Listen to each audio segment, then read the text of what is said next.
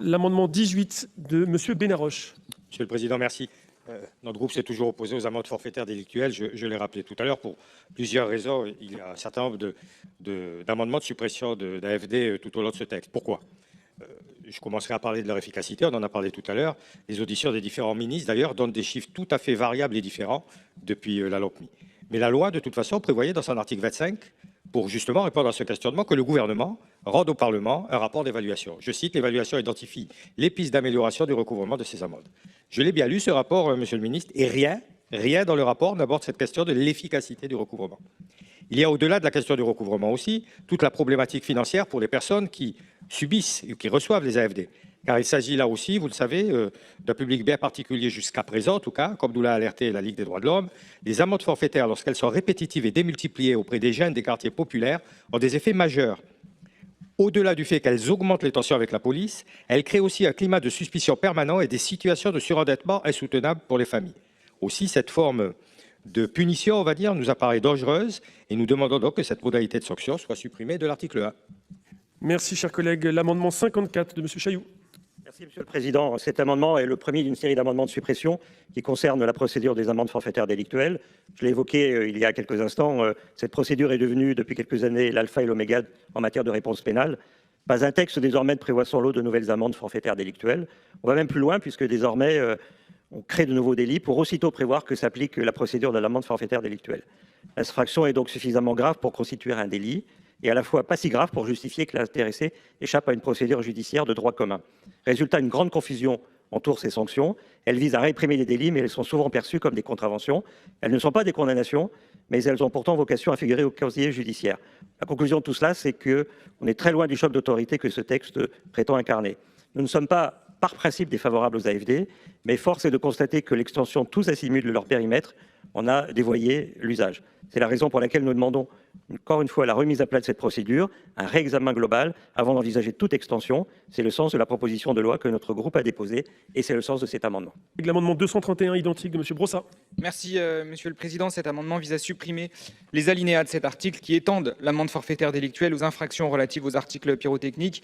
Comme j'ai pu en faire part dans mon intervention générale, l'AFD est une condamnation correctionnelle sans juge, sans avocat, sans débat contradictoire. L'officier de police judiciaire sanctionne, point. La garantie constitutionnelle d'individualisation de la peine est entièrement écartée. On ne regarde pas qui est la personne en face, quelle est sa situation, quelles sont les circonstances. On applique un barème. C'est une justice de guichet qui d'ailleurs ne pèse pas sur tout le monde de la même façon. Lorsqu'on a les moyens de payer, c'est une formalité. Lorsqu'une personne précaire est concernée, c'est le début d'un engrenage. Mes collègues en ont parlé. Majoration, nouvelle majoration, dettes qui s'accumulent. Des jeunes sont aujourd'hui endettés de 30 000 € avant leurs 18 ans. Avec cet amendement, nous ne demandons pas l'impunité, nous demandons que la justice reste la justice, c'est-à-dire qu'un juge regarde un dossier, une situation, une personne, et ce n'est pas une exigence excessive, c'est l'état de droit. Madame la rapporteure, quel est l'avis de la commission sur ces trois amendements identiques? Ce sont des amendements de suppression donc, du mécanisme de l'AFD en matière de mise à disposition des articles pyrotechniques. Ce sont des avis défavorables. L'avis du gouvernement. Merci, Monsieur le Président. Je vais prendre un peu de temps, comme ça je n'aurai pas à redire à chaque fois, puisqu'il y a beaucoup d'amendements de suppression des AFD. Donc peut-être un petit peu plus de temps, si vous me le permettez. D'abord, je vous rappelle ce qu'est une AFD. L'AFD, on peut toujours s'y opposer, et comme le dit Monsieur le sénateur Brossat, à ce moment-là, on va devant un juge. Donc on peut toujours s'opposer à l'application d'une AFD. Il faut quand même le rappeler. De base, c'est un petit peu ça la règle. Ensuite, pour les magistrats comme pour les forces de sécurité intérieure, c'est un gain de temps. C'est un gain de temps qui permet de réprimer un certain nombre d'infractions et de délits. Sur le recouvrement, Monsieur le sénateur Chailloux, vous avez raison. Je vous redis que nous allons tenir compte des recommandations de la Cour des comptes.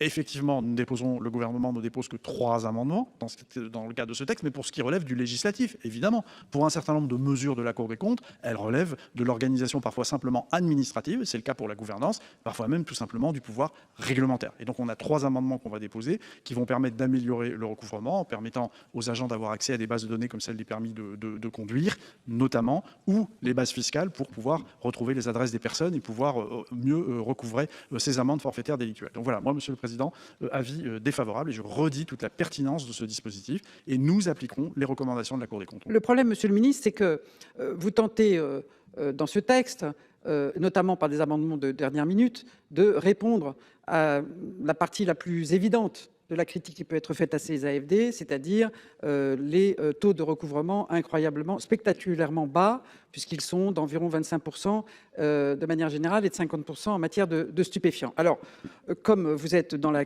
posture politique et vous voulez montrer par ce texte que le gouvernement agit, vous décidez sur toutes les infractions qui, elles, ne sont pas contestables, de répondre par des AFD. Le problème étant que, bien évidemment, ces AFD ne servent à rien. Et pour le coup, que ce soit nous qui le disions, j'imagine que vous pourriez le mettre en doute, mais c'est ce que dit la Cour des comptes, qui elle-même a, dans son rapport, dit qu'avant de procéder à toute extension du champ, il fallait procéder à une réforme d'ampleur de la procédure des amendements forfaitaires délictuels, puisqu'on peut parler, ça a été évoqué à l'instant, de l'absence de modulation de l'amende en fonction des revenus, de la méconnaissance de la hiérarchie des peines, de l'explosion des contestations, bref.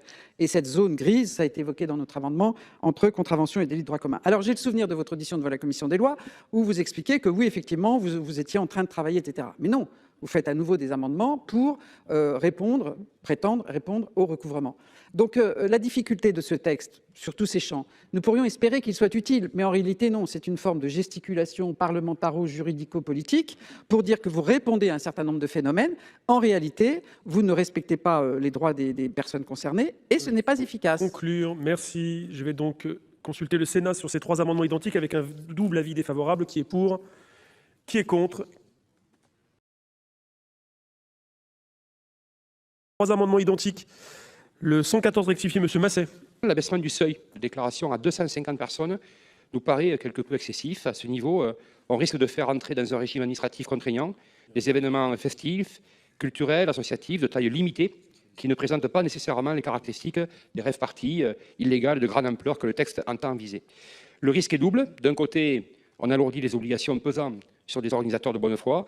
De l'autre, on surcharge les préfectures avec des déclarations supplémentaires au risque de diluer leur capacité de contrôle sur les rassemblements réellement sensibles. Le passage de 500 à 250 personnes comme seuil va poser un certain nombre de problèmes, notamment dans les territoires ruraux, puisque ça va concerner les concerts associatifs, les fêtes de village, les rassemblements culturels, les petits festivals autogérés. Et puis ces petits événements ne sont pas des zones de non-droit comme ça a été décrit, ce sont des formes reconnues de vie culturelle locale. Le droit actuel fixe déjà un seuil et il existe depuis plus de 20 ans. Et avant de le diviser par deux, on aimerait bien savoir si la Commission a pu évaluer le nombre d'événements concernés, quelles incidences sur nos territoires ruraux, quels moyens pour les préfectures et puis pour gérer toutes ces nouvelles déclarations et quels effets pour les organisateurs associatifs sont-ils menacés aussi de prison. Merci, monsieur le ministre. Amendement du gouvernement identique. Amendement du gouvernement identique, alors pour des motivations qui ne sont pas tout à fait identiques quand même. C'est vraiment la même chose. Le gouvernement essaie d'être puriste en droit et fixer un amendement à 250 dans la loi, ça nous posait une difficulté, on va dire, légistique. C'est-à-dire qu'une fois que vous l'avez figé dans la loi, si vous voulez le modifier, c'est un peu plus lourd, c'est plus compliqué. Et en vrai, fixer un seuil comme ça relève du décret. Bon, une fois que j'ai dit ça, c'est pour ça qu'on dépose notre amendement, une fois que j'ai dit ça, en réalité, vous avez la plupart des... Là, la participation moyenne au rave-party illégale, c'est 300. Donc on est en dessous du seuil, donc du coup, elles ne sont pas illégales. Donc c'est quand même une difficulté. Et nous avions l'intention d'aller sur ce seuil par voie réglementaire, que les choses soient claires par voie réglementaire. Donc je dépose un amendement un peu par purisme juridique, j'ai envie de dire, mais si le gouvernement était battu sur cet amendement, ça ne serait pas un drame. Avis de la commission. Et il se trouve que 90% des rassemblements musicaux illégaux regroupent moins de 500 personnes. Et donc c'est une recommandation très forte. Le gouvernement donc fait le même constat, donc souhaite que ce soit d'un point de vue réglementaire. Nous défendons le fait que ce soit du point de vue de la loi, parce qu'il y a aussi dans le cadre de l'adoption de ce texte un certain nombre de dispositions qui sont attendues sur nos territoires, notamment les élus locaux, et l'ensemble des mesures qui sont portées par ce texte donc seront directement applicables aux rassemblements musicaux de moins de 250 personnes, et donc c'est une disposition importante que nous avons encore une fois repris dans nos recommandations de la mission d'information. Voilà, donc c'est un avis défavorable sur l'ensemble de ces amendements. Merci madame la rapporteure. Monsieur Bourgi pour explication de vote. Monsieur le Président, Monsieur le Ministre, mes chers collègues, je suis favorable à l'abaissement de ce seuil. Pourquoi je suis favorable à l'abaissement de ce seuil? Tout simplement parce que la législation espagnole et la législation italienne sont devenues plus restrictives. La législation espagnole depuis 2015, la législation italienne depuis 2022. C'est la raison pour laquelle nous avons de plus en plus de participants à ces rassemblements qu'on appelle rave party ou free party qui viennent depuis l'Espagne et l'Italie. Comme ils sont plus durement sanctionnés chez eux, ils viennent grossir les rangs des rave parties qui ont lieu sur notre territoire. Et étant sénateur de l'Hérault, donc nous sommes aux confins de ces deux pays voisins et amis. C'est la raison pour laquelle je pense qu'il est bon de réduire ce seuil, de le diviser par 2. La seconde chose que je voulais vous dire, c'est que les rave parties, ce ne sont pas uniquement des fêtes autogérées. C'est un véritable business maintenant, puisque vous avez des organisateurs qui affrètent des bus depuis Barcelone, depuis certaines villes italiennes, pour acheminer les fêtards pour venir faire la fête chez nous. Et c'est la raison pour laquelle je considère qu'ils doivent s'inscrire dans la loi et la réglementation, ce que chaque citoyen et citoyenne est invité à faire. Il n'y a pas de raison que celles et ceux qui organisent des rave parties, qui en tirent un bénéfice et des subsides, ne s'inscrivent pas dans la même démarche que les autres. D'autant plus qu'effectivement, les rave parties d'antan, autogérées, une cinquantaine, une centaine de personnes, sont aujourd'hui devenues l'exception, parce que comme vous le savez, la rave party maintenant a pour but principal de s'amuser, mais le but second, qui arrive très rapidement d'ailleurs, c'est de faire de l'argent, c'est de faire du fric. Merci, chers collègues. Je vais donc consulter le Sénat sur ces 3 amendements, pas complètement identiques, mais en tout cas de suppression, avec un avis défavorable de la commission et favorable, en suspens, en tout cas, du gouvernement sur ces 3 amendements. Je vais consulter le Sénat qui est pour, qui est contre, qui s'abstient. Ils sont rejetés.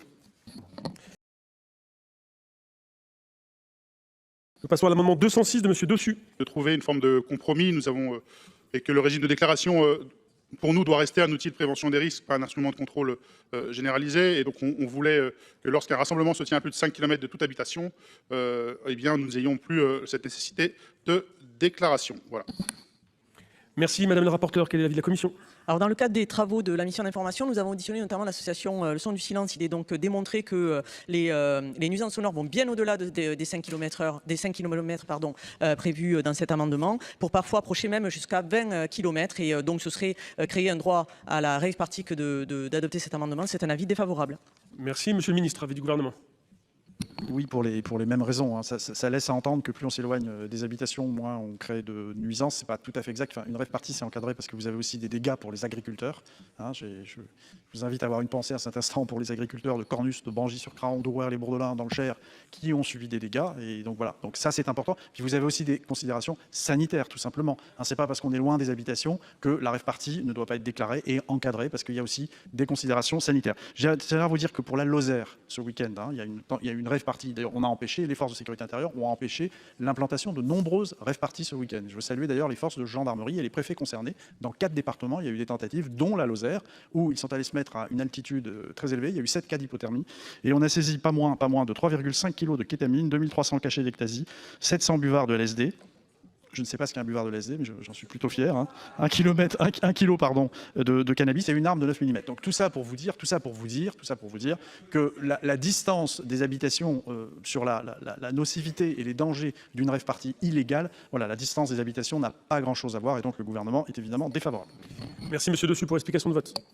Oui, merci, Monsieur le Président. J'espère que, Monsieur le Ministre, vous avez autant d'attention pour les agriculteurs de Cornus quand les militaires font les essais avec les armes qu'ils utilisent, qui visiblement tirent des obus et donc sont aussi responsables d'un certain nombre de nuisances. Mais je n'ai pas l'impression que ce soit le sujet ce soir. Le sujet de la drogue, la présence de la drogue dans les rave parties, c'est un sujet qui est réel et personne ne le nie, y compris les organisateurs, puisque ce sont dans ces festivals-là qu'on a le plus d'associations de réduction des risques qui se mobilisent, plus que dans des festivals où la drogue circule aussi et dans lesquels ces associations n'ont pas pignon sur rue. Et donc, quelque part, il ne faut pas le nier, mais c'est aussi une culture qui s'est développée de réduction des risques autour des narcotrafics, et des stupéfiants, pardon. Mais je ne nie pas la présence de trafic dans ces free parties.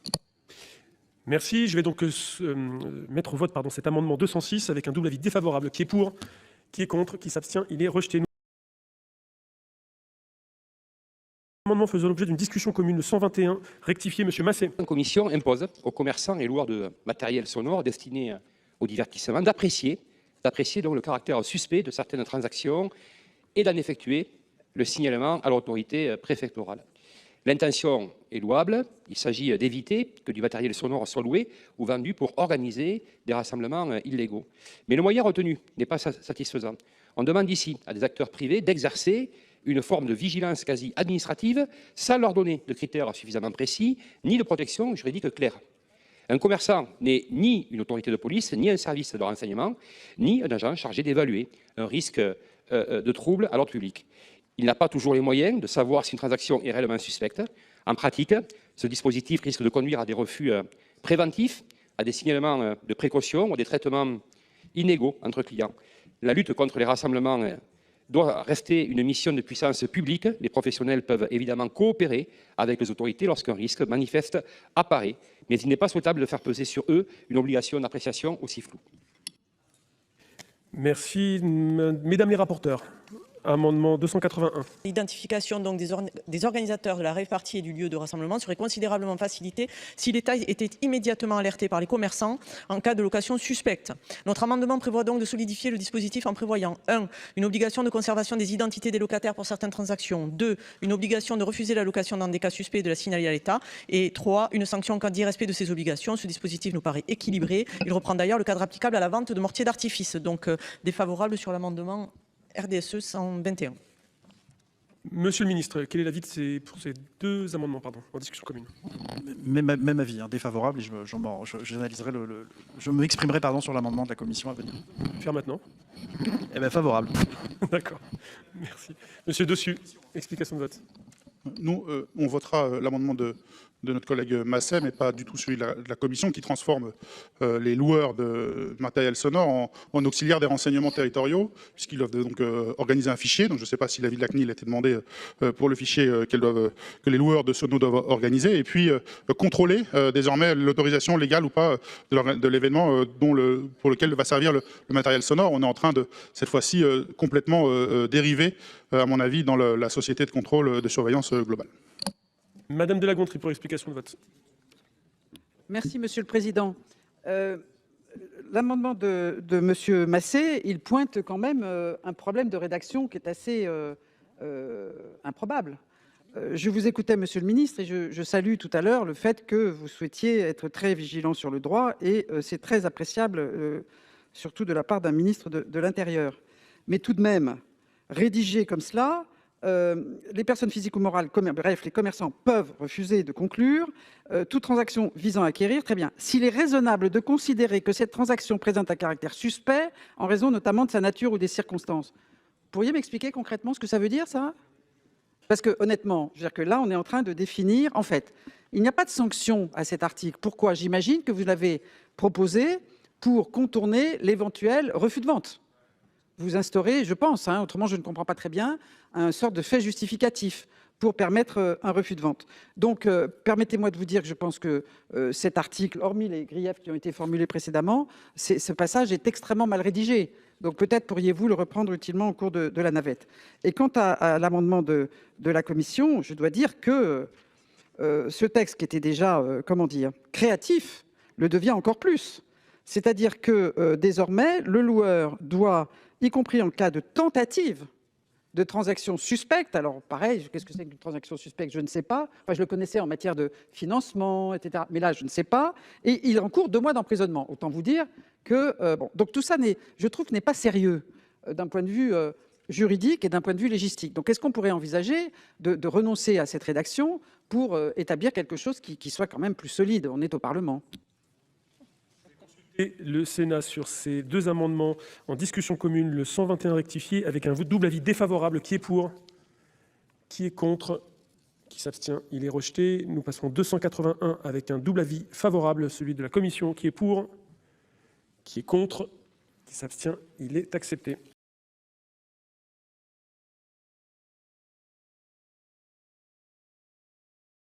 Six amendements faisant l'objet d'une discussion commune. Le 241 rectifié.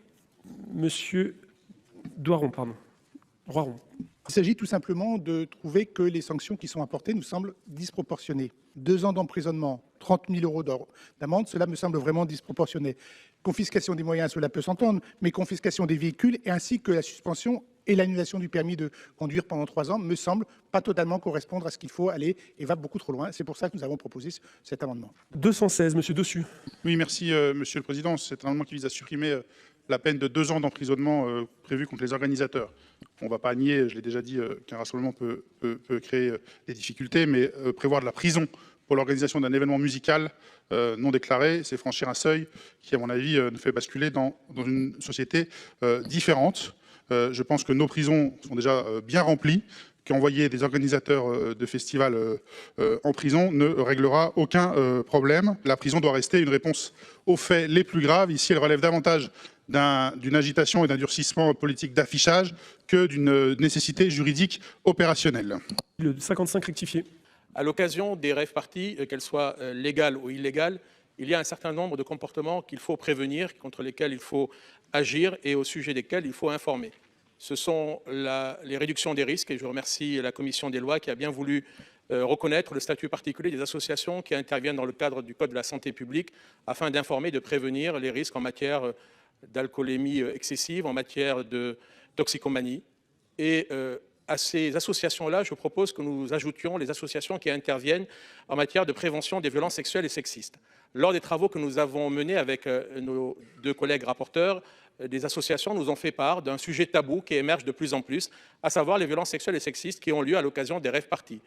L'obscurité, la fatigue, l'abus d'alcool, l'abus de certaines substances génèrent ici ou là des dérapages. Et c'est la raison pour laquelle nous proposons avec cet amendement que les associations spécialisées en matière de prévention et de lutte contre les violences sexistes et sexuelles puissent bénéficier de la même immunité, si je peux utiliser l'expression, en intervenant sur les sites des rave parties pour faire leur travail. Et donc nous vous proposons qu'à l'instar des associations de réduction des risques, les associations de prévention des violences sexuelles et sexistes puissent bénéficier de cette protection. Merci, cher collègue. Le 115 rectifié de M. Masset. Oui, Monsieur le Président. Rapidement, certaines peines complémentaires prévues par l'article 2 nous paraissent mal calibrées. La confiscation du véhicule ayant transporté du matériel, la suspension du permis de conduire, son annulation, sont des mesures quand même assez lourdes, alors que le lien avec l'infraction est ici indirect. La peine doit rester en rapport avec la nature de l'infraction. Cet amendement vise donc à éviter une réponse excessive, sans remettre en cause la possibilité, bien sûr, de sanctionner les organisateurs de rassemblements illégaux. Merci. Le 219, M. Benaroche. C'est un amendement de notre groupe qui vient de Mathilde Olivier, en fait, qui vient d'être défendu par M. Massé, puisqu'on considère effectivement que les dispositions que contiennent les alinéas 20 et 21 sont nettement disproportionnées, en particulier les peines complémentaires de suspension et d'annulation du permis de conduire prévues pour les personnes condamnées au titre de l'article 211-15 du Code de la sécurité intérieure. Madame la rapporteure, quel est l'avis de la commission sur ces 6 amendements en discussion commune? Alors, l'amendement 241 de nos collègues du groupe socialiste supprime le délit d'organisation de rassemblements musicaux illégaux. C'est pourtant l'une des recommandations fortes du rapport d'information transpartisan de la Commission. Il est en effet incompréhensible pour nos concitoyens que de tels faits soient aujourd'hui passibles d'une simple contravention. L'exemple de la rave partie du Cher, qui a été cité plusieurs fois ce soir, a récemment démontré l'étendue des dégâts sanitaires, économiques et environnementaux que ces rassemblements peuvent provoquer. Leur organisation doit être sanctionnée avec la plus grande fermeté.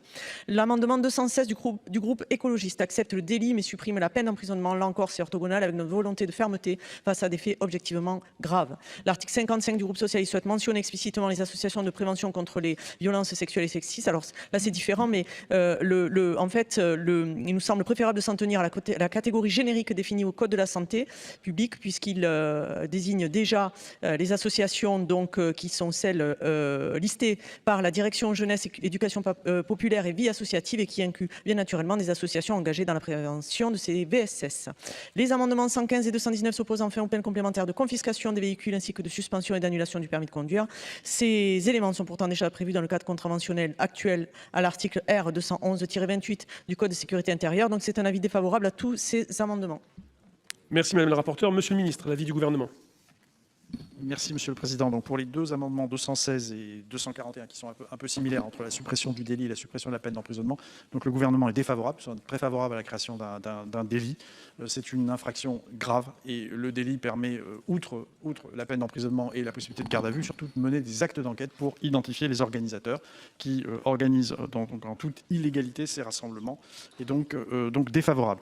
Concernant l'amendement, le 55 rectifié sur le fait de ne pas englober dans ce dispositif pénal les associations de prévention des violences sexistes et sexuelles. Donc là, c'est plutôt retrait, sinon rejet, parce que le droit actuel satisfait déjà votre préoccupation, puisque en matière pénale, l'élément intentionnel est majeur, et au cas d'espèce, les associations ne sont clairement pas dans une démarche intentionnelle d'organisation d'une rave party. Donc elles sont là pour assurer des missions de prévention. Et concernant la peine complémentaire de confiscation des véhicules ou de suspension ou d'annulation du permis de conduire applicable au délit d'organisation de rave party, là encore une fois, sans véhicule, il n'y a pas d'acheminement des murs sons et de tout le matériel qui permet d'organiser une rave party. Donc défavorable, Monsieur le Président, à cet amendement. Je voudrais redire pourquoi notre groupe est favorable à l'amendement présenté tout à l'heure par notre collègue Hussein Bourgi concernant les associations qui préviennent et qui luttent contre les violences sexistes et sexuelles, y compris donc en des moments de rassemblements musicaux, légaux ou illégaux. Si nous avons jugé utile de soutenir cet amendement, c'est bien parce qu'aujourd'hui, l'état du droit nous semble défaillant. C'est-à-dire que, Monsieur le ministre, même si le droit devrait faire en sorte que les membres de ces associations qui luttent contre les violences sexistes et sexuelles ne sont pas assimilés à des organisateurs et donc parfois verbalisés parce qu'ils sont sur des lieux de rêve ou de free party, même si le droit aujourd'hui le prévoit, elles sont dans les faits, ces associations, en tout cas les membres de ces associations, verbalisés, ce qui évidemment les freine dans les actions qu'elles mènent et va à l'encontre même de l'objectif que nous partagerons tous ici sur ces bancs, c'est-à-dire de réduire ces violences sexistes et sexuelles et de contribuer à un mouvement général qui vise à les dénoncer. Merci Madame de La Gontrie pour explication de vote. Merci, Monsieur le Président. Pour vous dire que je partage totalement le développement de l'article, de l'amendement, je vais y arriver, 219, qui prévoit la suppression des peines complémentaires concernant l'annulation, la suspension du permis de conduire. Pourquoi ? Vous le savez, nous avons un ministre de l'Intérieur qui souhaite être vigilant sur le droit. Les peines complémentaires ne sont constitutionnellement admises que si elles ont un lien direct avec l'infraction, ce qui est le cas des autres peines complémentaires que vous évoquez, mais qui n'est pas le cas du permis de conduire, sauf à préciser que le permis de conduire a été utilisé dans la circonstance de l'infraction. Donc je pense que vous avez un problème. Ensuite, vous avez un autre problème concernant l'amendement proposé, concernant les associations qui font de la prévention contre les violences sexistes et sexuelles. Nous avons deux explications distinctes, la rapporteure et vous-même, Monsieur le ministre. La rapporteure nous dit « mais le Code de la santé publique le prévoit déjà ». Désolé, chers collègues, ce n'est pas exact, puisque cela se rapporte à un article du Code de la santé publique qui vise exclusivement la politique de prévention de l'usage des drogues et non pas de tout ce qui est je ne sais quelle activité associative. Et enfin, Monsieur le ministre, s'il n'était pas nécessaire de le viser, pourquoi dans ce cas avoir inséré cet alinéa ? Donc il faut que vous choisissiez votre position. Soit il faut prévoir le type d'action associative autorisée, ou plus exactement non verbalisable, et dans ce cas-là, il faut inclure la prévention des atteintes sexistes et sexuelles, car ce n'est pas prévu aujourd'hui dans le Code de la santé publique, ou alors vous supprimez votre alinéa. Donc à ce stade, je pense que l'amendement d'Hussein Bourgi numéro 55 est extrêmement pertinent, et je vous encourage, Monsieur le ministre, à être très vigilant sur le 219 sur la peine complémentaire. Je vais donc consulter le Sénat sur ces 6 amendements en discussion commune. Le 241 rectifié avec un double avis défavorable. Qui est pour ? Qui est contre ? Qui s'abstient ? Il est rejeté. Le 216 avec un double avis défavorable, même vote. Le 280 de la Commission avec un avis favorable du gouvernement. Qui est pour ? Contre ? Qui s'abstient ? Il est accepté. Le 115 rectifié, double avis défavorable, même vote. Le 219, double avis défavorable, même vote.